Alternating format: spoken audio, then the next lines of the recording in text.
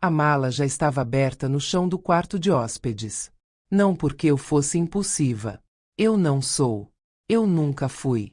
A vida me ensinou a respirar antes de fazer qualquer coisa. Mas naquela tarde, eu me vi dobrando uma blusa como quem dobra um pedaço de orgulho que estava rasgado demais para continuar exposto. Na sala, o Mauro dormia no sofá, pesado, com o celular escorregado no peito, a boca entreaberta, como se o mundo fosse tão dele que até o sono era um direito garantido. Eu fiquei olhando para ele por 2 segundos. Não foi ódio. Foi uma tristeza quieta, daquelas que não fazem barulho, mas fazem estrago. Eu encostei a mão na alça da mala e senti o tremor pequeno no meu pulso. Aquele tremor não era medo de sair. Era medo de ficar. E eu pensei uma frase que nunca tinha coragem de pensar inteira. Eu não vou esperar no corredor por ninguém. Antes de eu te contar como eu cheguei nesse ponto, comenta de onde você está assistindo, se inscreve no Afonso Story e fica comigo até o fim, porque eu não gritei, eu não quebrei nada, mas eu mudei tudo. Agora volta comigo algumas horas. Volta para o corredor. Volta para a porta trancada. Eu nunca pensei que chegaria ao ponto de pedir permissão para fazer uma coisa tão simples quanto usar um banheiro.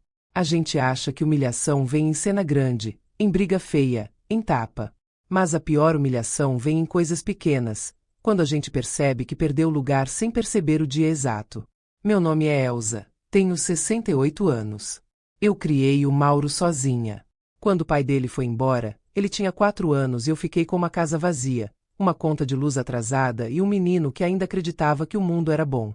Eu trabalhei como se o corpo fosse máquina. Vendi almoço. Fiz faxina. Passei roupa. Cuidei de criança dos outros. E toda vez que eu pensava em desistir, eu lembrava do meu filho dormindo com a mão fechada, como se segurasse um sonho. Ele cresceu bonito, esperto, ambicioso. E por um tempo eu achei que tinha dado certo. Ele me chamava de minha rainha na frente dos amigos. Me levava para almoçar fora. Eu voltava para casa com o peito quente, achando que a vida tinha me devolvido alguma coisa. Até que ele conheceu a Patrícia. No começo ela era educada. Sorria.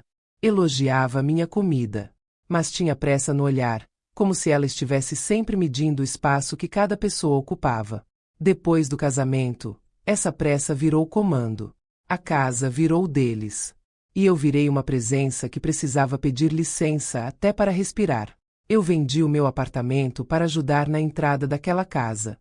Assinei o que o Mauro me pediu, porque ele me olhou nos olhos e disse que era pro nosso futuro. A palavra nosso me pegou pelo coração. Eu não percebi que, naquele nosso, eu era apenas a parte que pagava e depois sumia. Nos primeiros meses eu tentei ser digna do jeito que dava. Guardava minhas coisas num canto. Lavava minha roupa. Comprava as coisas que eu usava. Eu me encolhia para caber. Só que o jeito como eles me tratavam foi mudando. Não foi um tapa. Foi uma coleção de migalhas de desprezo. Uma risada quando eu errava o controle da TV.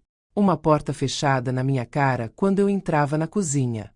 Um comentário. Nossa, vai comer pão de novo. Uma frase do meu netinho que não nasceu nele. Vó, você fala demais. E o Mauro começou a se irritar com a minha existência. Eu inventava desculpa, como mãe inventa para não quebrar o próprio coração. Ele está cansado. Ele tem muita responsabilidade.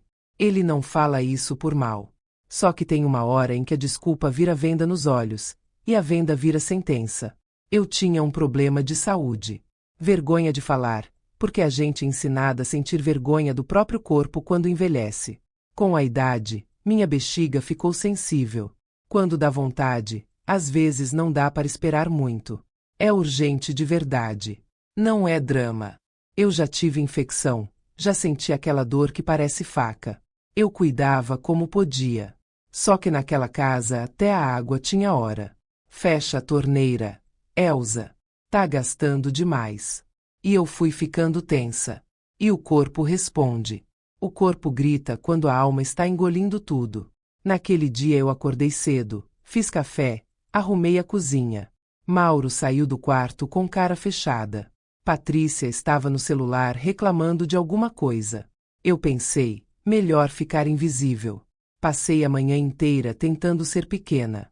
Só que perto do meio-dia me deu aquela vontade forte. Daquelas que fazem a gente suar frio.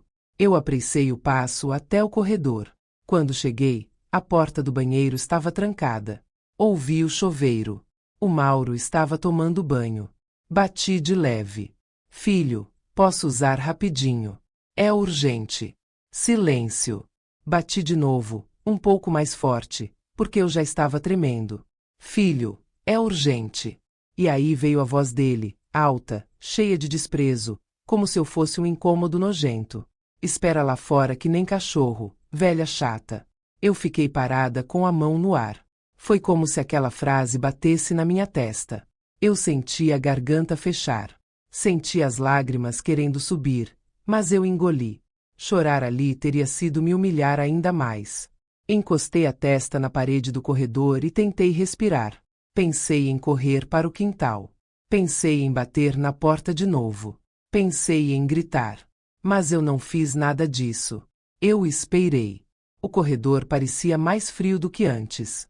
O vapor saía por baixo da porta, como se o conforto estivesse do lado de lá e eu fosse lixo do lado de cá. O tempo não passava. Eu apertava as mãos. Contraía o corpo.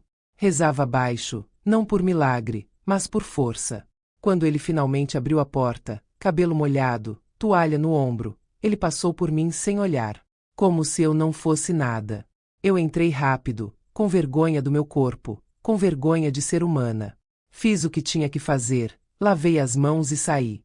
Ele estava na sala mexendo no celular. Eu olhei para ele e, por fora, fui calma. A calma de quem aprendeu a sobreviver. Eu disse apenas, obrigada, filho. Ele não respondeu. Só fez um som, como se eu atrapalhasse o ar. Naquele instante, por dentro, alguma coisa mudou de lugar. Não foi raiva. Foi clareza. Um gelo por dentro que não era fraqueza, era despertar. Eu entendi que eu era a mulher que esperava no corredor. E se eu ficasse, eu ia morrer aos poucos. Não de doença. De humilhação. E foi exatamente aí, naquele silêncio depois do obrigada, que eu vi uma coisa na tela do celular dele. Um detalhe pequeno. Uma mensagem curta. E eu pensei. Então era isso. Eu voltei para o quarto de hóspedes com o coração batendo lento, como se cada batida fosse um passo. E enquanto Mauro dormia no sofá naquela tarde, eu abri a mala no chão. Mas o que eu coloquei dentro dela não foi só roupa. Foi prova. Foi limite. Foi o começo do fim da máscara deles. O que aconteceu no corredor não começou no corredor. Começou no dia em que eu assinei papéis com a mão tremendo, feliz e orgulhosa, achando que estava garantindo um teto para nós. Eu morava num apartamento pequeno, simples, mas era meu. Tinha barulho de rua, tinha marcas nas paredes, tinha vida. E tinha uma coisa que valia mais do que qualquer cômodo. Eu tinha paz. Quando Mauro começou a falar de comprar uma casa maior, eu vibrei por ele. Era o sonho do meu filho. Só que o dinheiro não fechava. Eu via no rosto dele o esforço para parecer seguro, e eu via Patrícia sempre por perto, com aquela pressa no olhar, como se o tempo fosse uma arma. Numa noite ele chegou com um tom macio, pedindo sem pedir. Sentou comigo à mesa, colocou café na minha xícara, segurou minha mão por um segundo, e disse que precisava conversar. Falou de banco, de entrada, de oportunidade. E então soltou a frase que me desmontou. Disse que era pro nosso futuro e que ele ia cuidar de mim. Nosso. Cuidar. Na boca de um filho isso vira promessa sagrada. Eu tinha economias, mas não o suficiente. E eu tinha o apartamento. Pensei nas noites em que eu comi pouco para ele comer mais. Pensei nos sapatos que eu adiei para comprar caderno. Pensei, se eu posso ajudar, eu ajudo. Mãe entrega antes de pedir. Vendi meu apartamento rápido. Não foi pelo melhor preço, mas eu disse a mim mesma que valia a pena. Quando entreguei o valor da venda, o Mauro me abraçou forte e disse que eu era a base dele. A Patrícia sorriu e falou que eu era uma bênção. Eu quis acreditar. A gente precisa acreditar para não sentir o peso inteiro do que está fazendo. A mudança para a casa nova começou bonita, como filme. Eu carreguei caixa, arrumei armário, lavei louça, deixei tudo brilhando. Eu fazia com alegria, achando que estava construindo um lar. Só que, aos poucos, eu percebi que a palavra lar tinha dono. E não era eu. A Patrícia não virou grossa de uma vez. Ela foi mudando por camadas. Na frente dos outros, sorriso, abraço, elogio. Por trás, comando. Elsa, fecha isso. Elsa, não põe aí. Elsa, você usa demais. E quando eu explicava, ela fazia aquela cara de quem está cansada de educar alguém. O Mauro não me xingava no início. Ele só não me defendia. E existe um tipo de abandono que não grita, mas congela. A neutralidade dele doía mais do que qualquer briga. Eu fui me adaptando como sempre fiz. Eu não queria ser problema. Comecei a guardar minhas coisas num canto do quarto de hóspedes. Uma gaveta, uma prateleira, um cabide. O resto era deles. Eu lavava minha roupa separada, comprava meu sabão, evitava ficar na sala quando eles estavam assistindo televisão. E as humilhações miúdas viraram rotina. O riso quando eu apertava o botão errado do controle. O suspiro quando eu perguntava algo. O olhar atravessado quando eu pegava um copo de água à noite. Frases ditas como brincadeira, mas com lâmina. Ah, vai comer pão de novo. Ah, fala demais. Ah, é sensível. O pior foi ouvir isso sair da boca do meu netinho. Criança repete o que aprende no ar. Um dia ele me olhou e disse: Vó, você atrapalha. Eu senti a pancada por dentro, mas sorri por fora. Eu não queria deixar ele ver a dor. Eu não queria virar espetáculo. As minhas coisas também foram perdendo espaço. Não era roubo. Era recado. Minha caneca foi parar na prateleira de cima. Um prato que eu gostava ficou no fundo do armário. Um banquinho que eu usava na cozinha sumiu para o depósito. Eu entendi a mensagem. Você não faz parte da paisagem. Teve um domingo de visita. Parente, risada, foto, conversa alta. A Patrícia me apresentou como se eu fosse alguém de passagem. Essa é a mãe do Mauro, está morando aqui por um tempo. Por um tempo. Aquelas palavras me cortaram. Eu sorri por fora, mas por dentro senti a vergonha ferver. Eu tinha colocado dinheiro ali. Eu tinha colocado vida ali. E eu era tratada como alguém que estava por um tempo. Naquela noite eu sentei na beira da cama do quarto de hóspedes e fiquei olhando para minha mala velha, encostada atrás da porta. Não era vontade de viajar. Era a sensação de que eu estava sempre pronta para ser removida. Eu abri a gaveta dos meus documentos. Lá estavam cópias, extratos antigos e mensagens impressas que eu guardei por mania de organização. Eu não estava pensando em vingança. Eu estava tentando entender em que momento eu tinha aceitado ser diminuída. Foi quando vi uma anotação que eu mesma tinha feito no dia da assinatura, escrita com letra tremida. Ele prometeu cuidar de mim. Eu fechei a gaveta e fiquei parada, ouvindo a casa respirar. Cano, madeira, distância. Da sala vinha a risada do Mauro. E eu ouvi a Patrícia dizer baixo, como quem fala uma verdade simples, que eu precisava prender meu lugar. Foi ali que nasceu uma coisa nova em mim. Não era coragem ainda. Era atenção. Se eles tinham tanta certeza do meu lugar, então havia algo que eu ainda não estava enxergando.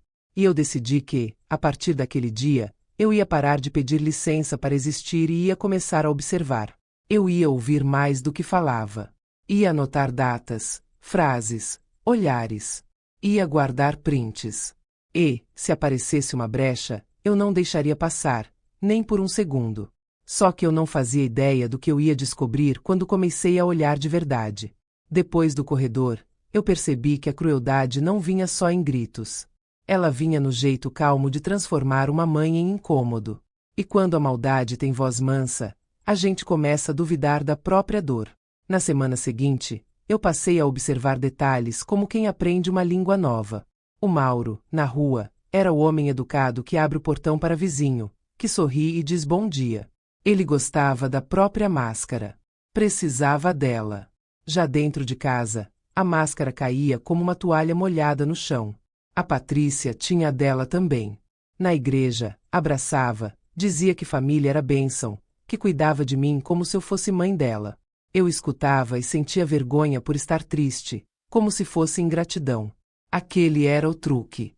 Ela plantava uma Elsa frágil na cabeça dos outros, uma velha confusa, e virava salvadora. Dentro de casa, a salvadora virava gerente. Um dia eu fui pegar meu remédio e encontrei tudo trocado. Comprimidos em potes sem rótulo. Quando perguntei por quê, ela respondeu com doçura falsa. Para facilitar, Elsa, você vive esquecendo. Eu nunca fui de esquecer. Eu só estava tensa. Tensa de ser vigiada. Outro dia eu abri a geladeira para pegar suco para o netinho e senti que alguém contava as garrafas.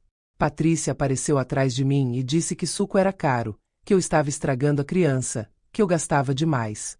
Eu respondi que eu pagava minhas coisas. Ela sorriu, mas quem paga a conta da casa somos nós. Naquele sorriso eu entendi que não era economia. Era um lembrete. Você é hóspede. E o Mauro deixava. Às vezes ele reforçava. Se eu colocava a toalha no lugar errado, ele não dizia só troca. Ele dizia você não presta atenção. Se eu perguntava se ele tinha comido, ele respondia para de controlar minha vida. Cada frase era um empurrão pequeno para eu encolher. Eu comecei a anotar. Um caderno escondido na bolsa. Data, hora, frase exata. Não era para virar arma, eu repetia. Era para eu não enlouquecer. Porque o gaslighting funciona assim. Você passa a acreditar que exagera, que entende errado, que é sensível demais.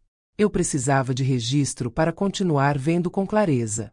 Num sábado, veio visita. Amigos do Mauro, gente perfumada, rindo alto. Patrícia arrumou mesa bonita e, com voz doce, me pediu para descansar no quarto, porque eu ficava cansada. Eu fui. Deitada, eu ouvi meu nome atravessar a parede. A voz dela, em tom de pena, ela é boa, mas está ficando complicada. A voz do Mauro respondeu, ela dramatiza. A palavra dramatiza me queimou por dentro.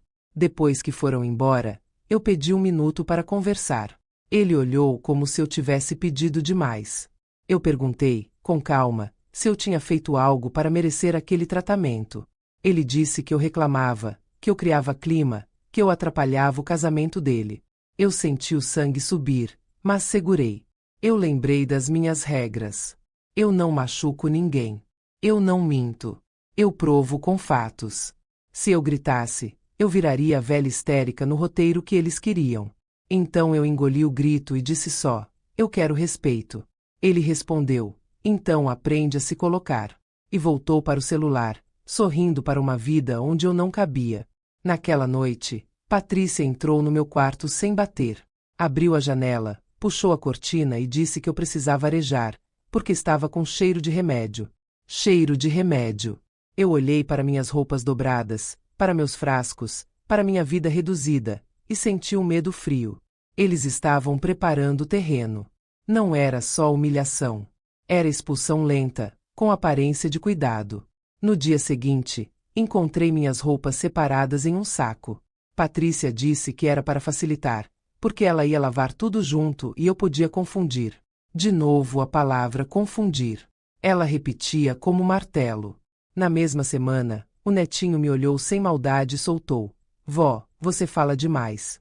Aquilo não era voz de criança, era eco de adulto. Eu sorri para ele, beijei a testa e fui para o banheiro lavar o rosto, só para ninguém ver meus olhos cheios. No fim da tarde, encontrei a vizinha, Dona Cida, no portão. Ela elogiou a Patrícia, disse que ela parecia uma santa. Depois baixou a voz e perguntou se eu estava bem. Essa pergunta me mostrou que alguém via algo, mesmo quando eu fingia que não via direito. Foi aí que eu decidi fazer meu primeiro teste silencioso. Peguei um documento antigo da venda do meu apartamento e deixei sobre a mesa da cozinha, como se eu tivesse esquecido. Eu queria ver quem tocaria primeiro. Fingi que não vi, sentei na sala e observei pelo canto do olho. A Patrícia entrou, parou, pegou o papel e leu rápido. Não com curiosidade, com cálculo. Dobrou e colocou na bolsa dela, como se fosse dela. Como se sempre tivesse sido. Meu coração bateu forte, mas minha boca ficou calma. Eu levantei, fui até ela e disse que aquele papel era meu. Ela sorriu. Eu ia guardar para você não perder. Eu estendi a mão e pedi de volta. Ela hesitou 1 segundo. 1 segundo só, mas eu vi a fraqueza. Não era medo de mim. Era medo do que eu sabia. Ela devolveu e saiu dizendo que eu estava desconfiada demais. Eu fiquei com o papel na mão e pensei que minha intuição não estava inventando nada. E quando eu fui guardar o documento na gaveta, eu vi um envelope no fundo, que eu não lembrava de ter colocado ali. O nome escrito do lado de fora fez meu estômago gelar. Eu encarei aquele envelope como se ele tivesse respirado sozinho dentro da gaveta. Não era um envelope bonito. Era simples, amassado nas bordas, com um papel mais grosso do que os que eu costumava guardar. O nome do lado de fora estava escrito com uma letra que eu conhecia de longe. Patrícia. Meu estômago gelou. Porque eu não guardava nada dela. Eu mal guardava coisa minha. Eu só juntava documentos por medo de precisar um dia. E ali estava aquilo, escondido no fundo, como se alguém tivesse empurrado para lá na pressa. Eu puxei devagar, como se o envelope pudesse me morder. Dentro tinha cópias. Não eram originais, mas eram cópias bem feitas. Tinha um contrato de compra e venda. Tinha uma página com assinaturas. Tinha um trecho destacado com marca-texto. E tinha uma anotação no canto, feita com caneta azul, muito pequena, como quem escreve para ninguém ver. Regularizar. Eu sentei na beira da cama com o envelope aberto no colo. O meu coração batia lento, mas pesado, como se cada batida fosse um alerta. Eu li uma vez. Li duas. Li três. E a cada leitura eu entendi mais uma camada da armadilha. A casa não era só deles. Também não era nossa, do jeito que eu tinha entendido. Era um labirinto de palavras, onde cada frase parecia ter sido escolhida para me deixar sem chão. O pior não era isso. O pior era a sensação clara de que alguém mexia nas minhas coisas quando eu não estava. Alguém abria minha gaveta. Alguém decidia o que eu podia ou não encontrar. Eu guardei tudo de volta, do mesmo jeito que estava. Eu não podia levantar suspeita. Eu não podia mudar a ordem das folhas. Quem planta prova falsa também percebe quando alguém mexe. Naquela hora eu me lembrei das minhas regras, e eu repeti em silêncio, como quem reza. Eu não machuco ninguém. Eu não minto. Eu provo com fatos. Eu só faço justiça quando ninguém mais faz. Eu precisava de prova. Não de sensação. Porque sensação eles transformariam em drama. Eu precisava de coisa concreta, coisa que não se desfaz com um sorriso.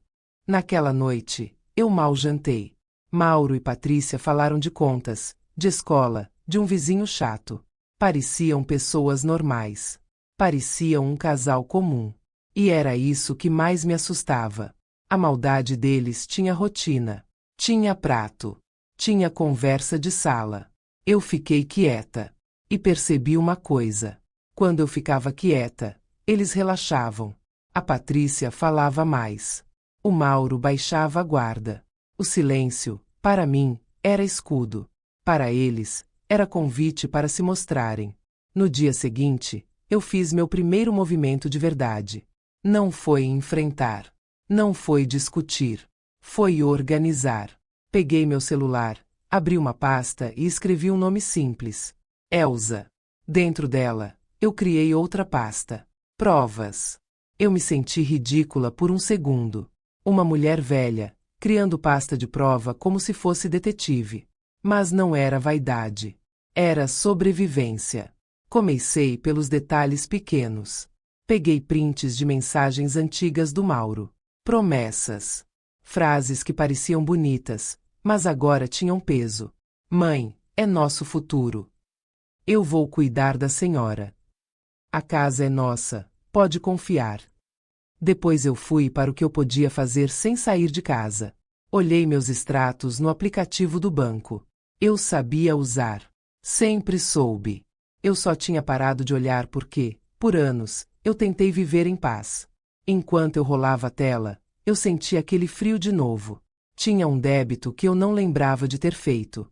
Um valor não era enorme, mas era estranho. E a descrição era vaga. Como se alguém quisesse esconder dentro do comum. Eu não tirei conclusão. Eu anotei. Data. Valor. Hora. Depois, fechei o aplicativo e respirei fundo. A mente da gente quer correr para o pior cenário. Só que eu não podia correr. Eu precisava andar. Mais tarde, Patrícia apareceu na porta do meu quarto sem bater, como sempre. Elsa, você viu meu carregador? Eu olhei para ela e disse que não. Ela entrou mesmo assim, abriu gaveta, mexeu em cima da minha comoda, como se eu fosse uma criança que esconde coisa. Eu fiquei parada. Eu deixei. E observei. Ela pegou uma blusa minha, levantou como quem avalia e soltou, rindo, que eu tinha roupa demais para alguém que não sai. Foi uma frase simples. Mas eu ouvi o que ela estava dizendo por trás. Você não tem vida. Você não tem direito. Você não tem nada. Quando ela saiu, eu não chorei. Eu peguei o caderno e escrevi a frase exata. Com aspas. Com data. Com tudo. Na hora do almoço, Mauro chegou, beijou o neto, falou de trabalho. Eu perguntei, num tom leve, quase inocente, sobre os papéis da casa. Ele não olhou para mim. Ele mexeu no celular e disse que estava tudo certo, que eu tinha mania de preocupação. Disse que eu precisava descansar. Descansar era a palavra que eles usavam quando queriam me calar. Eu fiz um segundo teste. Ainda leve, ainda inocente, mas um passo mais perto do centro. Eu disse que queria uma cópia dos documentos, para guardar comigo, só por segurança, já que eu tinha vendido meu apartamento. Falei sorrindo, como quem pede uma coisa normal. A mão dele travou por um segundo no celular. Ele levantou o olhar e, por um instante, eu vi o Mauro que eu não queria ver. Um Mauro irritado, com medo de ser questionado. Pra que isso agora, mãe? Eu respondi que era só para eu me sentir tranquila. Ele soltou um suspiro e disse que depois via. Depois. Sempre depois. O depois é o jeito mais fácil de negar sem dizer não. À noite, eu escutei eles conversando baixo na cozinha. Meu quarto ficava perto o suficiente para eu ouvir fragmentos, mas não tudo. Eu não queria ser bisbilhoteira. Eu não queria invadir. Só que eu já estava sendo invadida há tempo demais. E eu ouvi a Patrícia dizer uma frase que me fez gelar de novo. Ela está ficando difícil. O Mauro respondeu algo que eu não entendi inteiro, mas uma palavra ficou clara. Assinou. Assinou. Eu fiquei sentada na cama, com as mãos juntas, como quem segura uma coisa que pode cair e quebrar. E eu entendi que eles não estavam preocupados com a minha tristeza. Estavam preocupados com a minha lucidez. Na manhã seguinte, eu acordei mais cedo que todo mundo. Fui para a cozinha, fiz café, como sempre. A casa ainda estava meio escura. O silêncio parecia um aviso.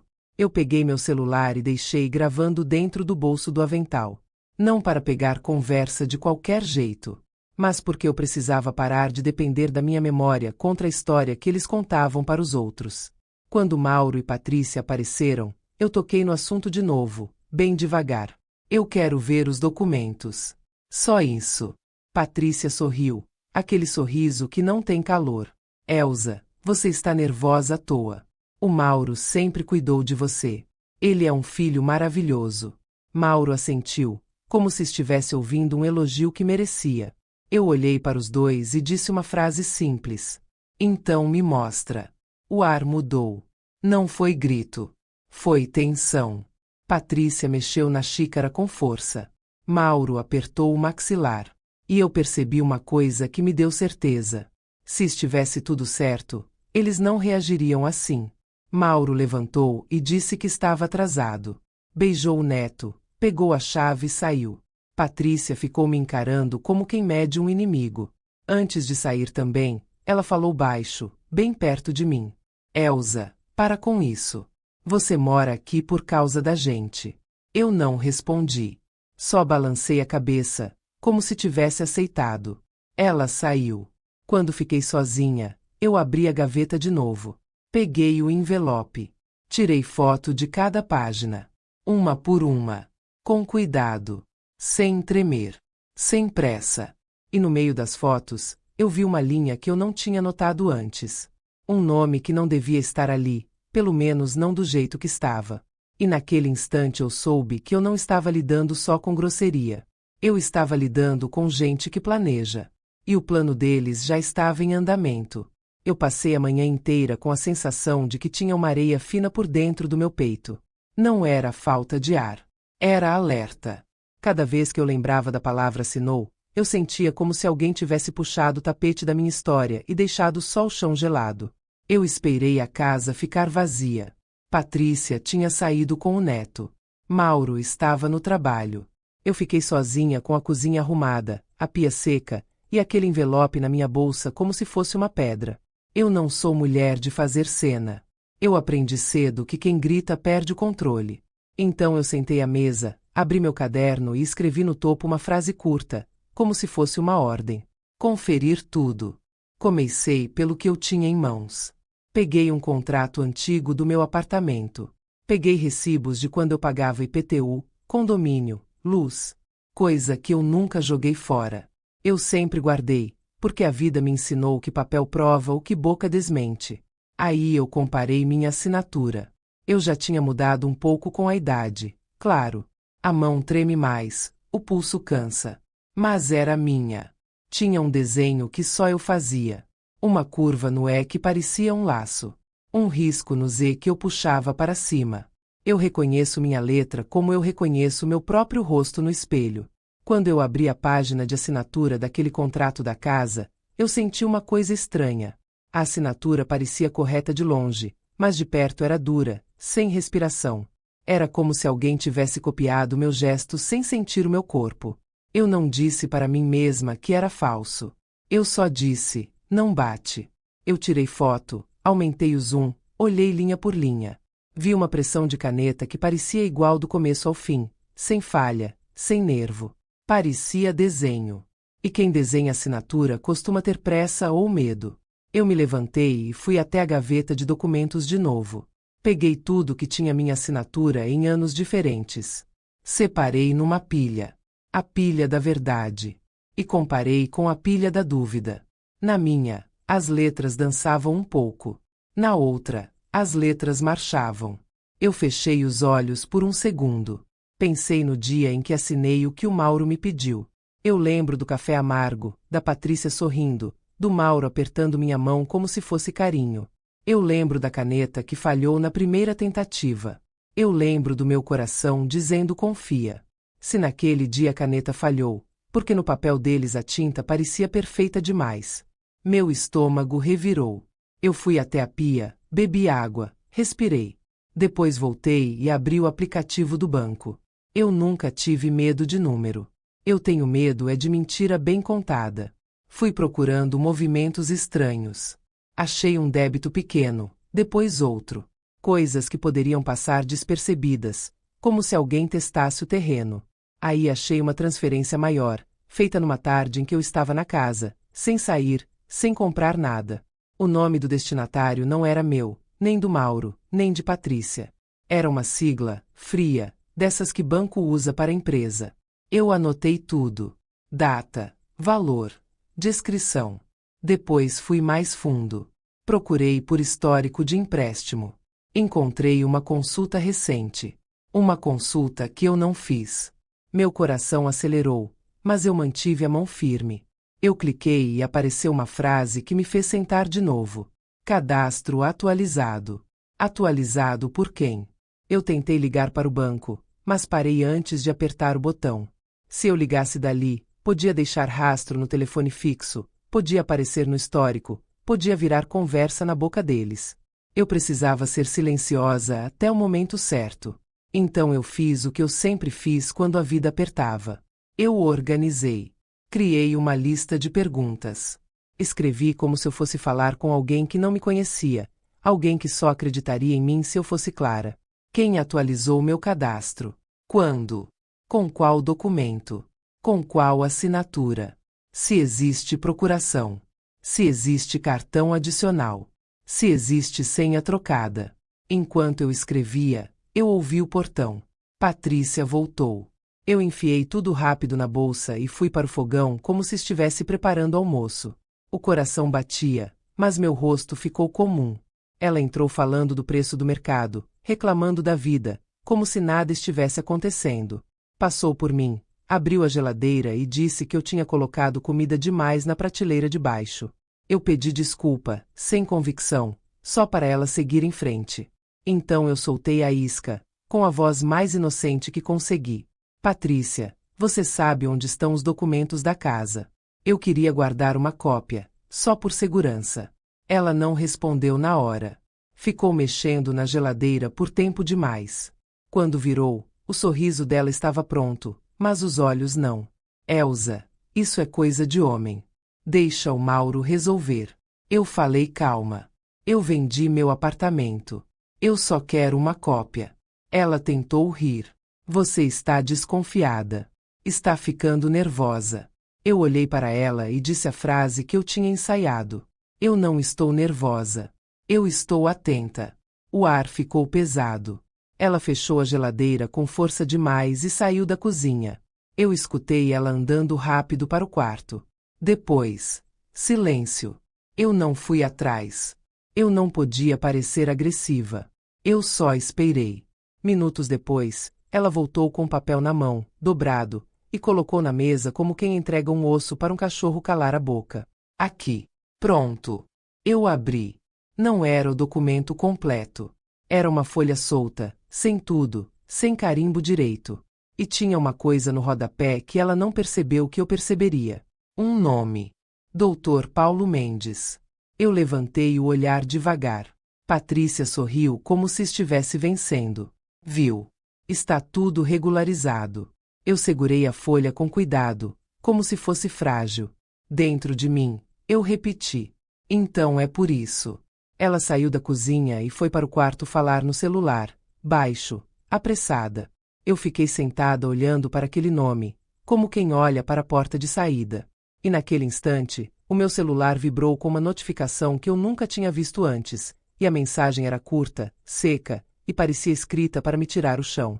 Eu abri a notificação. Era do aplicativo do banco, mas não era alerta de saldo. Era aviso de segurança. Dizia que meu endereço tinha sido alterado para outro bairro, uma rua que eu nunca pisei, e que um número de telefone tinha sido cadastrado. Logo abaixo, um botão para confirmar a mudança, como se aquilo fosse normal. Eu senti o rosto esquentar. Não era vergonha. Era raiva engolida. Era certeza de que alguém estava tentando me apagar. Eu não apertei nada. Eu tirei print. Tirei outro. Gravei a tela. Depois fechei o aplicativo, respirei devagar e guardei o celular no bolso, como quem guarda uma arma sem mostrar. Quando Patrícia voltou para a cozinha, eu sorri e perguntei se ela queria café. E enquanto eu mexia a colher, eu decidi qual seria meu próximo passo. Eu passei o resto daquele dia com um vidro dentro do peito. A notificação do banco não era só aviso. Era prova de que alguém estava mexendo em mim por dentro, como se eu fosse um objeto. Na manhã seguinte, eu acordei antes do sol. Saí com a bolsa no braço como se fosse ao mercado. Eu não disse nada para ninguém. Eu precisava de tempo, e tempo era proteção. Na agência, o ar-condicionado estava forte. Quando chamaram meu nome, eu fui com a coluna reta. Eu falei devagar, sem drama. Mostrei os prints e o vídeo da tela. A atendente conferiu meu documento e disse que havia uma atualização recente por atendimento telefônico, com confirmação de dados. Eu pedi uma contestação formal e um protocolo por escrito. Pedi também para bloquear qualquer aumento de limite e qualquer pedido de empréstimo sem presença física. Ela fez. Quando eu segurei aquele papel do protocolo, eu senti o primeiro pedaço de chão voltar para baixo dos meus pés. A atendente perguntou, num tom baixo, se eu autorizava alguém a mexer na minha conta.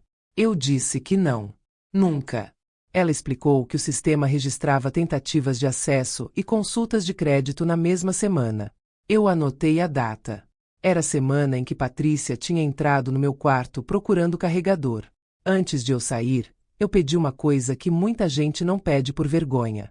Eu pedi o histórico de alterações do meu cadastro, pelo menos datas e canais usados. Ela disse que nem tudo aparecia ali, mas registrou no sistema que eu contestava qualquer mudança feita por telefone. Aí, como quem não quer se comprometer, ela falou num sussurro, sem me encarar.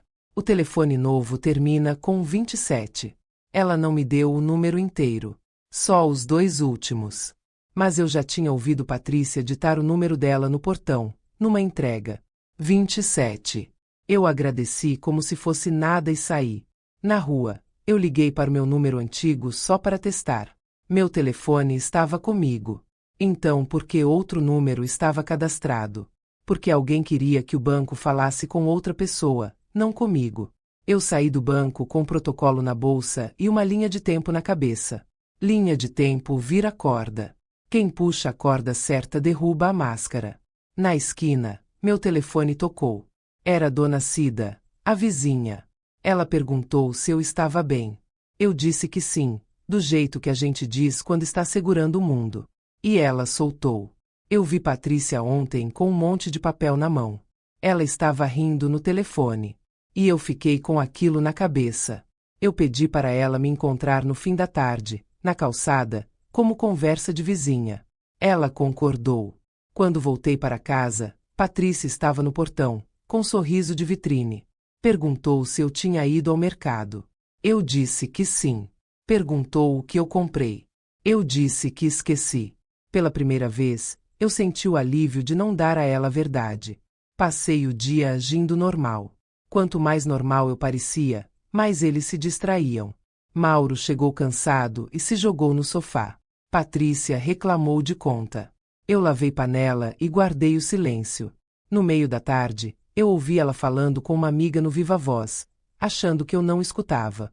Dizia que cuidar de idoso era pesado, que eu dava trabalho, que o Mauro tinha paciência de santo. Ela ria.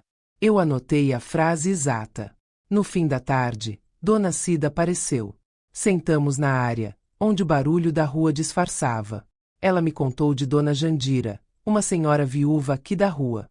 Patrícia começou ajudando com compras, remédio e aplicativo do banco. No início, todo mundo achou bonito. Depois, Dona Jandira começou a reclamar que sumia dinheiro. Quando ela tentou falar, Patrícia espalhou que ela estava ficando confusa. A mesma palavra. Dona Cida disse que Dona Jandira foi levada para morar com um sobrinho em outra cidade, de repente, como se tivesse sido escolha dela. Pouco tempo depois, a casa dela foi vendida. E a rua inteira ficou com aquela sensação de que algo tinha sido engolido. Eu pedi detalhes. Data aproximada, quem viu, quem ouviu. E Dona Cida lembrou de um nome. Dr. Paulo Mendes. O nome era o mesmo da folha solta que Patrícia me entregou na mesa. Não era coincidência. Era padrão. Quando Dona Cida foi embora, eu anotei tudo. E eu entendi qual era a fraqueza deles. Eles repetiam um método. E quem repete método deixa rastro. Eu mandei mensagem para o Mauro com um tom inocente, como quem pede ajuda. Filho, o banco me mandou um aviso estranho. Disseram que meu telefone mudou. Você sabe de alguma coisa? Eu queria que ele escolhesse o próprio erro. Ele respondeu rápido demais. Isso deve ser bug. Depois eu vejo. Não mexe nisso agora. Eu tirei print e guardei na pasta. Depois daquela resposta, eu fui para o quarto e conferi meu e-mail em silêncio, pelo celular mesmo, com a mão firme. Tinha um aviso de tentativa de acesso, 2 noites antes, e um pedido de redefinição que eu não fiz. Eu tirei foto da tela, salvei junto com o protocolo. Era mais um rastro, mais um tijolo. Eu também fiz um teste bobo, mas que me disse muito. Deixei meu caderno aberto em cima da cama e saí do quarto por poucos minutos. Quando voltei, ele estava fora do lugar, e a ponta da página tinha um amassado novo. Alguém tinha tocado. Alguém estava procurando onde eu guardava minhas anotações. Eu respirei fundo e lembrei da vida que eu tive antes de ser só mãe. Eu trabalhei anos com caixa e acerto de contas. Eu sei que golpe bom começa com confusão e termina com assinatura. E eu sabia que, se eu não fosse precisa, eles iam me pintar como velha difícil e ficar com tudo. Naquela mesma noite, o celular do Mauro vibrou em cima do sofá. Eu não encostei. Eu só vi a tela acender, e uma palavra apareceu na notificação como um soco silencioso. Advogado. Eu não precisei ler mais nada para entender que o relógio estava correndo. À noite, eu ouvi Patrícia falando baixo na cozinha. Eu estava no corredor, fingindo que ia pegar água. E escutei um pedaço. Se ela continuar teimando, a gente acelera. Eu já falei com ele. Tem jeito de resolver sem escândalo. Ela desligou e, quando me viu, sorriu como se nada. Eu sorri de volta. Por dentro, eu só pensava na palavra acelera. Acelerar, para gente como ela, não significa ajudar. Significa tirar alguém do caminho. Eu voltei para o quarto e fechei a porta devagar. Sentei na cama com o protocolo do banco na mão, como se fosse escudo. E eu me fiz uma promessa silenciosa. Eles iam descobrir que eu não era confusa. Eu era perigosa para quem vive de mentira. Só que, antes do meu próximo passo, eu precisava confirmar quantas portas eles já tinham aberto com meu nome, e quem era a pessoa certa para ouvir minha história sem duvidar de mim. No dia seguinte, eu acordei com uma decisão pronta dentro de mim. Se eles estavam acelerando, eu ia desacelerar por fora e correr por dentro. Eu precisava que eles acreditassem que eu estava quebrada. Gente como a Patrícia só se revela de verdade quando acha que já venceu. Eu fiz o que eu não fazia há muito tempo. Eu me mostrei cansada. Fiz café, mas deixei cair um pouco de pó no chão. Não limpei na hora. Fiquei olhando como se tivesse esquecido.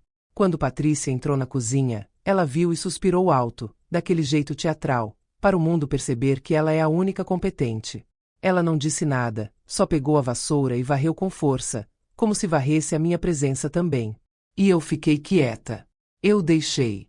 Porque eu queria que ela se sentisse dona. Depois, eu fui até a sala e sentei na ponta do sofá, como uma visita mesmo, com as mãos no colo. Mauro estava mexendo no celular. Eu pedi, num tom baixinho, como quem pede desculpa por existir. Filho, você pode me ajudar com o banco mais tarde. Ele nem levantou os olhos. Só perguntou o que foi. Eu respondi que apareceu aviso estranho de cadastro, mas que talvez fosse minha confusão. Eu falei confusão de propósito. Eu precisava ver o brilho de vitória no rosto deles. E eu vi. Foi rápido, mas foi real. Patrícia entrou na sala na hora, como se estivesse ouvindo atrás da porta, e disse com aquela voz de cuidado que arrepia: Elsa, deixa isso. Essas coisas só te deixam nervosa. Eu balancei a cabeça e sussurrei que estava tudo bem, que eu não queria incomodar. Ela sorriu. Mauro voltou ao celular. A casa ficou com o som de televisão e a sensação de que eu tinha voltado a ser pequena. E por alguns segundos, eu senti nojo de mim mesma por encenar isso. Mas eu lembrei. Eu não estava me humilhando. Eu estava conduzindo. Mais tarde, eu fui ao meu quarto e coloquei o celular para gravar dentro da bolsa, com a tela apagada. Eu não queria caçar conversa. Eu queria registrar o momento em que eles escolheriam o erro.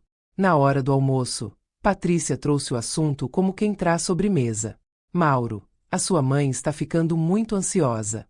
Esse negócio de banco, de documento, está fazendo mal para ela. Mauro respondeu com um tom impaciente. Mãe, você tem que parar de inventar coisa. Eu abaixei a cabeça e falei a frase mais difícil de falar. Você tem razão. Eu devo estar exagerando. Foi aí que eu vi a Patrícia relaxar. Ela olhou para Mauro como quem diz, viu como eu resolvo. E naquele instante eu entendi a fraqueza deles com ainda mais clareza. Eles precisavam me ver pedindo desculpa. Precisavam me ver culpada. Isso era o alimento da história que eles contavam para todo mundo. Depois do almoço, eu fiz outra isca. Pequena, quase boba, mas perfeita. Eu disse que talvez fosse melhor eu procurar um lugar para ficar. Que eu não queria atrapalhar o casamento deles. Que eu estava pensando em ir para a casa de uma prima distante, só por um tempo. Eu falei isso olhando para o chão. Como se eu estivesse envergonhada. Patrícia respondeu rápido demais. Acho ótimo, Elsa. Assim você descansa. Aqui é muita correria. Ela falou como se estivesse preocupada comigo, mas o tom dela tinha um alívio que não se finge. Mauro concordou com um aceno, como se eu tivesse acabado de tirar um peso das costas dele. E eu senti uma dor funda, daquelas que apertam a costela por dentro. Só que eu não mostrei. Eu fiz o papel da mulher que entende. Eu disse que sim, que eu não queria dar trabalho. E deixei a frase no ar como um anzol. Mas eu preciso organizar minhas coisas, meus documentos. Foi aí que Mauro finalmente me olhou. Que documentos? Eu respondi calma. Os papéis da casa. E do meu apartamento que eu vendi. Eu não quero perder nada. Patrícia se adiantou, sorrindo. A gente guarda. Elsa. Não precisa se preocupar. Eu fiz a pergunta que parecia inocente. Então me dá uma cópia para eu levar comigo. Ela hesitou um segundo. De novo aquele segundo. Sempre o mesmo. O segundo em que a máscara quase escorrega. Mauro se mexeu no sofá. E eu senti a casa inteira prender a respiração. Ele disse que depois providenciava. Eu disse tudo bem. Eu sorri. E por dentro eu marquei. Eles não queriam que eu saísse com papel na mão. Não queriam que eu saísse com história completa na cabeça. O que eles queriam era que eu sumisse leve, sem prova, sem voz. E eu entendi que, se eu não agisse, o próximo passo deles seria me empurrar para fora de uma vez. No fim da tarde, eu ouvi Patrícia no telefone, andando pela cozinha. Ela falava baixo, mas eu reconheci meu nome. Ela está melhor hoje. Acho que finalmente entendeu. Pausa. Sim. Ele também está mais firme. Pausa. Não, ela não vai fazer escândalo. Ela é dessas que engole. Eu senti meu rosto esquentar. Era isso. Eles apostavam na minha vergonha. Apostavam que eu ia engolir até sumir. E eu pensei: eu vou engolir sim, mas vou engolir com prova junto. Naquela noite, eu mandei mensagem para o Mauro. Eu escrevi como quem pede ajuda de filho. Filho, eu estou confusa com aquela assinatura da casa. Você pode me explicar direitinho o que eu assinei naquele dia? Só para eu ficar tranquila. Eu fiquei olhando para a tela como se fosse um relógio. Demorou poucos minutos para ele responder. Mãe, você assinou para a gente regularizar tudo. Foi só isso. Regularizar. A mesma palavra do envelope. Meu coração deu um passo para trás, como se tivesse tropeçado. Eu tirei print na mesma hora. Tirei outro. E guardei na pasta. Eu escrevi mais uma vez, ainda calma. Regularizar o quê, filho? Eu não entendi. Ele respondeu. A parte da casa e do dinheiro. Você ajudou com a entrada. A gente colocou tudo certo. Colocou tudo certo. Eu li devagar. Tudo certo para quem? Eu não respondi mais. Eu não precisava esticar. Ele já tinha dito o suficiente. Ele tinha escolhido o erro dele com as próprias mãos. Quando desliguei a tela, eu sentei na cama e fiquei olhando para a parede. Eu senti um luto estranho. Luto do filho que eu achei que tinha. Porque agora não era mais só a Patrícia. Era ele. Ele estava dentro. Ele estava junto. E aceitar isso doía mais do que qualquer palavra dita no corredor. No dia seguinte, eu fiz o meu movimento mais arriscado. Não por confronto, mas por cenário. Eu disse para Patrícia que queria separar minhas coisas e que talvez eu saísse em alguns dias. Falei que estava tentando não dar trabalho. Ela fez uma cara de pena e disse que eu estava fazendo drama. Mas eu vi que ela gostou. O corpo dela denunciou. Ela ficou leve. E gente leve com segredo costuma errar. Eu deixei a bolsa na cadeira da cozinha de propósito, com o celular lá dentro, gravando, como se eu tivesse esquecido. Fui para o corredor e fiquei perto o suficiente para ouvir. Patrícia entrou na cozinha falando com alguém no viva voz. Eu reconheci a voz do outro lado como uma mulher que eu já tinha ouvido antes. Talvez amiga, talvez parente. Patrícia disse. Ela vai embora. Ainda bem. O Mauro estava ficando mole. Pausa. Sim, mas tem que fazer do jeito certo. Ela não pode sair achando que tem direito a nada. Meu corpo todo ficou alerta, mas eu não me mexi. Pausa. Eu já falei com o doutor. Ele disse que, se ela insistir, a gente resolve rápido. Sem barulho. A palavra sem barulho ficou batendo na minha cabeça como martelo. Sem barulho é como gente assim faz maldade. Sem barulho é como somem com as provas. Sem barulho é como isolam uma pessoa mais velha e chamam de cuidado. Quando ela desligou, eu voltei para a cozinha como se nada. Ela me olhou e sorriu. Elsa, você quer que eu te ajude a arrumar suas roupas? Eu agradeci. Eu disse que sim. Eu deixei ela entrar no meu quarto. Eu deixei ela mexer. Eu deixei ela acreditar que estava no controle. E foi ali que ela falou, sem querer, a frase que eu precisava ouvir.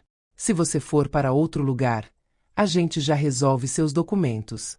Você não precisa se preocupar com nada. Eu olhei para ela e perguntei, bem suave. Resolver como? Ela respondeu com irritação escondida. Ué, do jeito que sempre foi. O Mauro resolve. Você só assina quando precisar. Quando precisar. Eu senti meu estômago virar. Eu sorri por fora e disse que estava bem, que eu confiava. E por dentro eu pensei. Nunca mais eu assino nada sem entender. Nunca mais. Naquela noite, Mauro chegou cansado e deitou no sofá. Eu fui até ele com uma caneca de chá, como mãe cuidadosa. E falei a última isca. Filho, se eu for embora mesmo, você me promete que vai me devolver pelo menos uma parte do que eu coloquei na casa. Nem que seja aos poucos. Só para eu recomeçar com dignidade. Ele soltou uma risada curta, sem graça. Mãe, você não tem que ficar pensando em dinheiro. Você tem que descansar. Eu perguntei, ainda calma. Então aquilo não era meu. Ele ficou em silêncio por um segundo grande demais. Depois falou, mais baixo. A gente te dá um dinheiro quando der. Agora não começa, tá? A gente te dá, quando der. Ele não disse que era meu. Ele disse que me daria. Como se fosse favor. Como se eu fosse pedinte. E eu senti a última ponta de ilusão se partir. Eu voltei para o meu quarto e fechei a porta devagar. Abri a pasta de provas e vi tudo ali, organizado, limpo, frio. Prints. Protocolo. Datas. Frases. E eu percebi que o meu plano estava ficando pronto, mas faltava a peça mais importante. Eu precisava de alguém de fora. Alguém que não estivesse hipnotizado pela máscara deles. Alguém que olhasse para meus papéis e enxergasse o que eu já enxergava. E eu já sabia exatamente quem eu ia procurar. Só que eu não contei para ninguém. Eu saí de casa naquela manhã como quem vai comprar pão. Bolsa no braço, rosto comum, passo lento. Por dentro, eu estava atravessando uma ponte sem volta. Eu não contei para ninguém aonde eu ia. Se Patrícia farejasse, ela mudaria a história antes que eu chegasse com a verdade. O lugar era simples, um prédio antigo no centro, com filas e gente esperando. Eu escolhi ali porque era um lugar onde a máscara do Mauro não valia nada. Naquele balcão, ninguém se impressiona com sorriso bonito. Eles se impressionam com papel, data, assinatura, prova. Quando chegou minha vez, eu falei meu nome inteiro e entreguei meu documento com as mãos firmes. Pedi para falar com alguém sobre abuso financeiro e possível fraude. A atendente anotou, pediu que eu aguardasse e me chamou para uma sala pequena. A mulher que me atendeu tinha olhar direto, sem pressa, sem doçura falsa. Ela perguntou o que estava acontecendo. Eu não comecei pelo banheiro. Eu comecei pelo que constrói chão, valores, datas, promessas. Contei que vendi meu apartamento, que ajudei na entrada da casa, que fui morar com meu filho e minha nora, e que agora eu estava sendo tratada como visita. Depois eu tirei do bolso o protocolo do banco, os prints do cadastro alterado, as mensagens do Mauro dizendo regularizar, e a folha com o nome do Dr. Paulo Mendes. Ela não interrompeu. Só pediu que eu colocasse tudo na mesa em ordem. Quando viu o print do banco com telefone final 27, ela levantou o olhar e perguntou se eu reconhecia. Eu disse que sim. Era o final do número da Patrícia. A mulher anotou e disse uma frase que eu precisava ouvir fazia meses. A senhora não está confusa. A senhora está sendo manipulada. Eu senti a garganta apertar, mas eu não chorei. Eu perguntei o que eu podia fazer. Ela explicou que eu tinha direito de pedir informações formais ao banco, de registrar contestação, e que qualquer assinatura suspeita precisava ser analisada com cuidado. Falou que eu não deveria assinar mais nada, nem aceitar conversas sem registro. E me orientou a criar uma linha do tempo com tudo, porque o que derruba gente assim é contradição documentada. Depois ela me fez uma pergunta que parecia simples. A senhora tem para onde ir se precisar sair hoje? Eu engoli seco e respondi que tinha uma amiga antiga, mas que eu precisava de alguns dias. Ela disse que eu não deveria avisar a saída antes de ter as próximas etapas prontas. Disse também que, se houvesse ameaça ou coação, eu poderia buscar proteção, e que existiam caminhos para garantir meus documentos e meu acesso ao meu dinheiro. Então veio a parte mais dura. Ela olhou para mim e disse que eu precisava escolher o que eu queria provar primeiro. Porque eu não podia abraçar tudo ao mesmo tempo. Eu pensei no corredor, na palavra cachorro, no meu apartamento vendido, na notificação do banco. E eu escolhi. Eu quero provar que mexeram no meu nome sem minha autorização. Sem hesitar. Ela sentiu e me deu um caminho. Primeiro, pedir ao banco um relatório das alterações de cadastro e das tentativas de acesso, por escrito. Segundo, registrar ocorrência se aparecesse qualquer pedido de empréstimo ou documento suspeito. Terceiro, reunir meus documentos originais e guardar fora de casa. Quarto, conseguir que meu filho ou minha nora confirmassem por mensagem o que eles acreditavam que eu assinei e por quê. Confissão escrita vale ouro, ela disse, mas com cuidado para não provocar fuga. Eu saí de lá com uma lista na bolsa e um calor quieto no peito. Antes de voltar para casa, eu parei em um lugar para imprimir tudo. Eu não queria papel saindo de impressora dentro daquela casa. Imprimi mensagens, notificação do banco, datas. Também imprimi um resumo em uma página só, com a linha do tempo. No mesmo lugar, eu escrevi uma solicitação simples, com meu nome e meu documento, pedindo ao banco o histórico de alterações, os canais usados e as datas. Dobra, grampeia, guarda. Eu virei a mulher que prepara a saída com calma, não há que corre desesperada. No caminho, eu passei na casa da minha amiga Neide. Ela abriu a porta com surpresa e, quando me viu, me puxou para dentro como se eu fosse família. Eu não contei tudo. Só pedi uma coisa. Se um dia eu precisar dormir fora, você me acolhe por alguns dias. Ela não perguntou por quê. Ela disse sim. Então eu fui além e pedi um favor. Guarde para mim, por uns dias, este envelope com meus documentos e essas cópias. Se algo acontecer comigo, você entrega só para mim, ou para a pessoa que eu vou te indicar por mensagem. Neide segurou o envelope e disse que ninguém tocaria. Quando cheguei em casa, Patrícia estava na cozinha. Ela olhou minha bolsa e perguntou onde eu tinha ido. Eu disse mercado e farmácia. Eu mostrei um pacote de bolacha que eu comprei de propósito. Ela relaxou. Mauro estava no sofá. Eu fiz café, servi para os dois, e me sentei como quem está em paz. Foi aí que eu executei o passo mais importante. Eu precisava de confissão por escrito, sem confronto. Eu mandei mensagem para o Mauro, mesmo ele estando na mesma sala. Eu queria registro limpo. Filho, eu estou organizando meus papéis para não te dar trabalho. Você pode me escrever, por favor, o que eu assinei naquele dia da casa e por que foi necessário regularizar. Eu esperei. Ele olhou o celular, fez uma careta e começou a digitar. Patrícia olhou por cima do ombro dele. Eu fingi que estava mexendo no meu café. A resposta chegou. Mãe, você assinou para a gente colocar tudo no nome certo e facilitar as coisas. Era para regularizar a parte da casa e evitar problema com o banco. Eu li 2 vezes. Nome certo. Facilitar. Evitar problema. Eu tirei print e respondi mais uma vez. Colocar no nome certo de quem? Filho. Eu quero entender direitinho. Ele demorou um pouco mais. Eu vi ele olhar para Patrícia, buscando aprovação. Ela sentiu com a cabeça, como quem diz responde. A mensagem veio. No meu e no da Patrícia, porque a gente mora aqui e paga as contas. Você ajudou, mas não dá para ficar no seu nome, porque complica. Eu senti o mundo parar por um segundo. Não pelo que ele escreveu, mas pela naturalidade. Eu tirei print, salvei e guardei. Eu não respondi mais. Eu não precisava. Eu lembrava detalhes. Antes de dormir, eu conferi a gaveta onde eu guardava minhas coisas.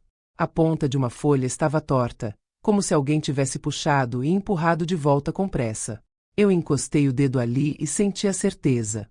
Eles estavam me vigiando por dentro, procurando saber o que eu sabia.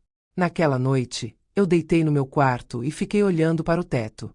Eu sabia que meu plano estava montado. Eu tinha prova, eu tinha direção, eu tinha uma porta para sair se precisasse. O que eu não tinha ainda era o momento. E eu aprendi que o momento certo não se força.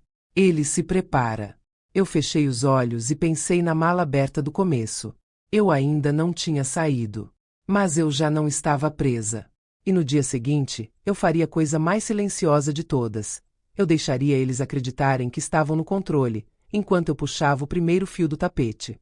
Eu esperei o momento em que a casa fica com aquele silêncio pesado de depois do almoço, quando até os móveis parecem cochilar. O Mauro tinha deitado no sofá com a televisão baixa. O neto estava no quarto com desenho animado no tablet. A Patrícia tinha saído para resolver um negócio rápido, do jeito que ela dizia, como se a vida fosse uma lista de tarefas e eu fosse mais uma. Eu caminhei devagar até o corredor. A mala estava encostada atrás da porta desde o dia do banheiro. Eu tinha deixado ali como aviso para mim mesma. Quando eu olhava para ela, eu lembrava do que eu tinha prometido. Eu abri a mala e comecei pelo básico. 2 mudas de roupa. Um casaco leve. Meias. Um par de sandálias. Eu dobrei tudo com calma, igual eu fazia quando Mauro era pequeno e eu arrumava a mochila dele. A diferença é que agora eu estava arrumando a minha própria saída. Depois vieram os remédios. Eu separei em um saquinho com nome e horário, não porque eu confiasse que alguém ia cuidar de mim, mas porque eu queria me cuidar. Coloquei também uma garrafinha de água e um pacote pequeno de biscoito. Eu não queria depender de favor. Na bolsa, eu coloquei o celular, o carregador, o caderno e a caneta. Aquele caderno era minha memória quando tentavam me dizer que eu estava inventando. Peguei o protocolo do banco e conferi se estava ali. Estava. Junto, eu guardei as cópias dos prints e as mensagens do Mauro falando em regularizar. O envelope principal estava com a Neide, fora daquela casa. Eu precisava só do suficiente para provar que eu não estava fugindo. Eu estava me protegendo. Antes de fechar a mala, eu tirei da gaveta a foto do Mauro criança. Eu olhei para aquele joelho ralado e senti um aperto que não era saudade. Era luto. Eu coloquei a foto dentro de um livro velho. Aí eu escrevi uma única frase em um papel, sem assinatura, sem explicação. Eu não era mais obrigada a me justificar. Eu sei o que vocês fizeram. Não tentem mexer no meu nome de novo. Eu deixei o papel dentro da gaveta, bem visível, como quem deixa uma pedra no meio do caminho. Eu queria que eles soubessem que eu não era cega. Eu queria que escolhessem o próximo passo sabendo que eu estava acordada. Eu peguei a mala, abri a porta do quarto e dei um passo no corredor. O som da televisão vinha da sala, e eu ouvi a respiração do Mauro, pesada, entregue. Eu parei na porta da sala. Olhei para ele dormindo. Por um instante, eu quase toquei no ombro dele, quase acordei para dizer uma última frase de mãe. Mas eu me segurei. Eu não queria despedida. Eu queria consequência. Eu fui até a porta de entrada. A maçaneta estava fria. Eu segurei com firmeza e respirei fundo. Naquele segundo, eu lembrei da palavra cachorro, o corredor, os 45 minutos. E eu senti uma coisa muito clara. Eu nunca mais volto a pedir licença para existir. Eu abri a porta sem fazer barulho e saí. O sol me bateu no rosto como um tapa de realidade. Eu fechei o portão devagar e caminhei como se eu fosse apenas uma senhora indo à farmácia. Só que cada passo era uma libertação. Na esquina, eu mandei mensagem para Neide. Estou a caminho. Chego em 20 minutos. Não era para criar drama.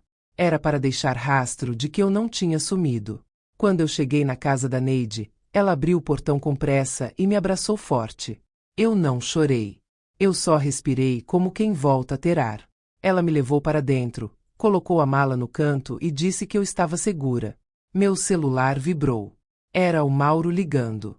Eu deixei tocar. Vibrou de novo. Eu deixei. No terceiro toque, veio uma mensagem. Mãe, onde você está? Volta agora. Você não pode sair assim. Eu li e senti o gosto amargo de uma verdade antiga. Eu podia. Eu podia sair do jeito que eu quisesse. Eu não respondi na hora.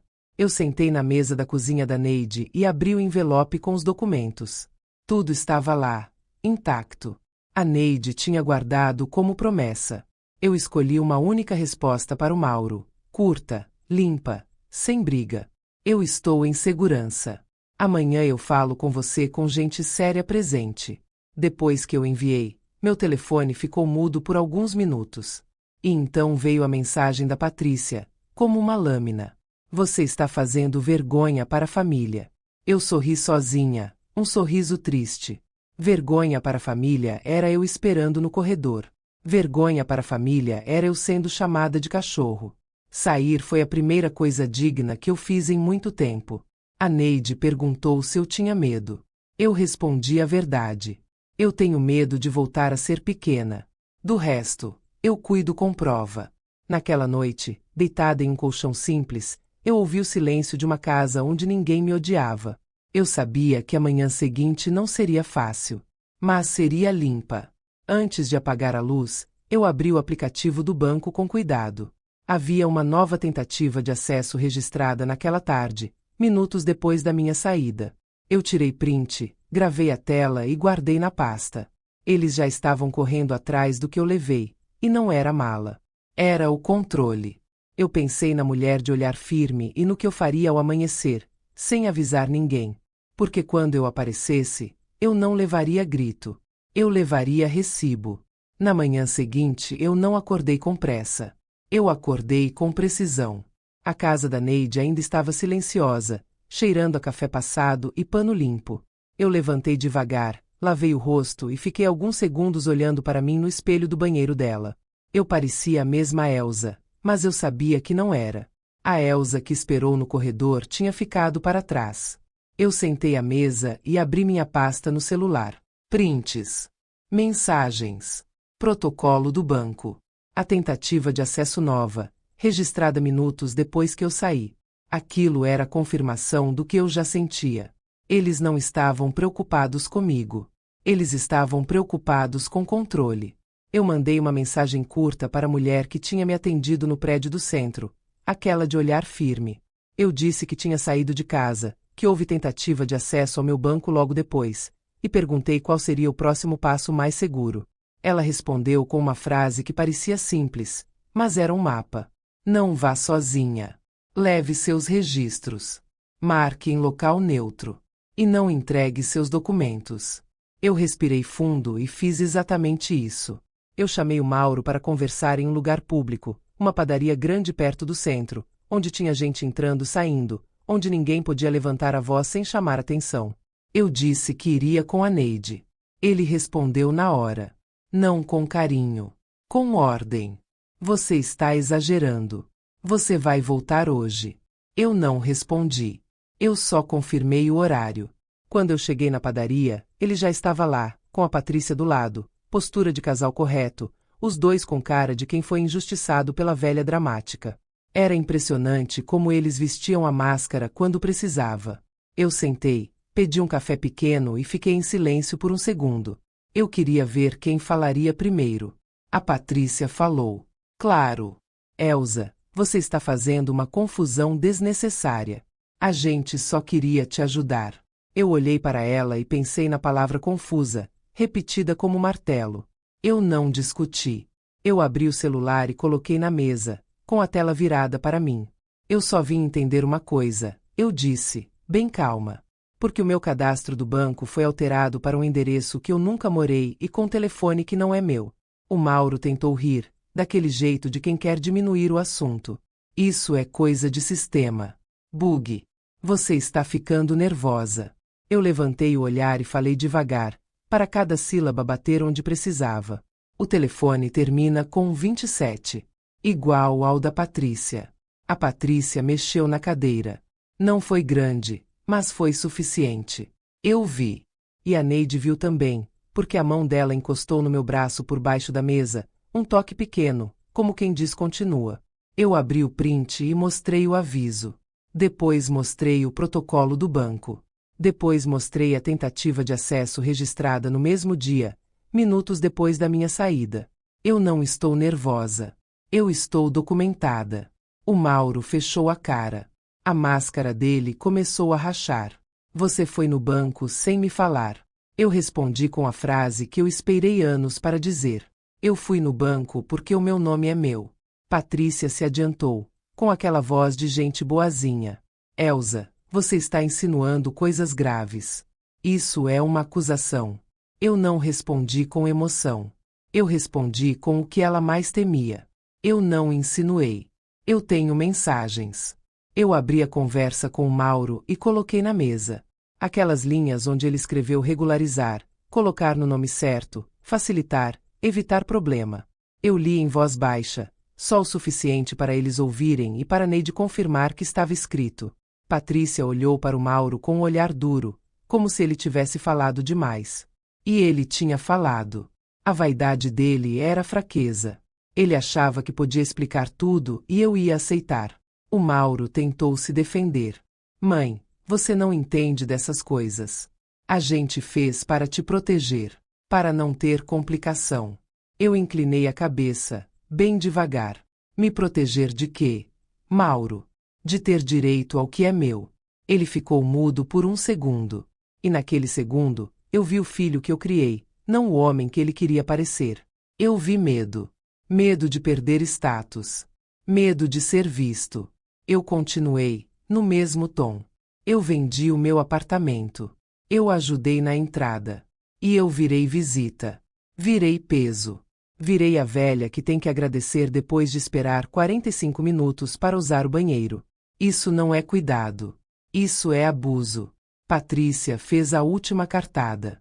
Ela apertou o rosto como se fosse chorar, encenando para quem estivesse perto. Você está destruindo seu filho. Você quer acabar com o casamento dele. Eu olhei para ela e disse uma frase simples. Eu não quero destruir ninguém. Eu quero parar de ser destruída. Eu levantei, com calma, e coloquei uma folha sobre a mesa. Era a linha do tempo que eu tinha impresso. Datas. Mudanças no banco. Tentativas de acesso. Mensagens. Nomes. Eu não falei alto. Eu só deixei ali. E então eu disse a frase que fechou a porta por dentro. A partir de hoje, qualquer conversa comigo vai ser registrada. Qualquer documento, só com leitura completa. E qualquer mexida no meu nome, eu vou levar adiante com prova. O Mauro levantou também, irritado, mas já sem a coragem de gritar. Porque ali, diante de gente de papel, ele não era o bom moço. Ele era só um homem pego. Ele me pediu para voltar para casa. Eu disse não. Patrícia disse que eu não tinha para onde ir. Eu sorri, sem alegria. Eu tenho para onde ir porque eu tenho dignidade. O que eu não tenho mais é permissão para ser humilhada. Eu virei as costas e saí com a Neide. Do lado de fora, eu senti o sol bater no rosto de novo. Não como tapa. Como confirmação. Naquela semana eu segui o que a mulher de olhar firme me orientou. Formalizei o pedido no banco. Bloqueei movimentações suspeitas. Guardei meus documentos fora da casa deles. E, pela primeira vez em muito tempo, eu dormi sem medo de ser empurrada para fora do meu próprio nome. Eu não ganhei porque fui maldosa. Eu ganhei porque eu parei de aceitar. Inscreva-se para não andar sozinha nessa luta. Afonso Astori.